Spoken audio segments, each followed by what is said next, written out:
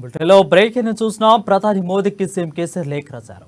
Parliament సమావేశంలో మహిళా బిల్లుతో పాటు బీసీ రిజర్వేషన్ బిల్లు ప్రవేశపెట్టాలని లేఖలో పేర్కొన్నారు.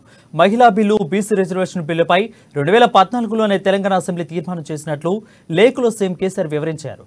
కాగా పార్లమెంటు స్పెషల్ సెషన్ ప్రారంభానికి ముందే సభలో మహిళా, బీసీ బిల్లు ప్రవేశపెట్టాలని సీఎం కేసీఆర్ మోడీకి లేఖ రాయడం చర్చనీయాంశంగా మారింది.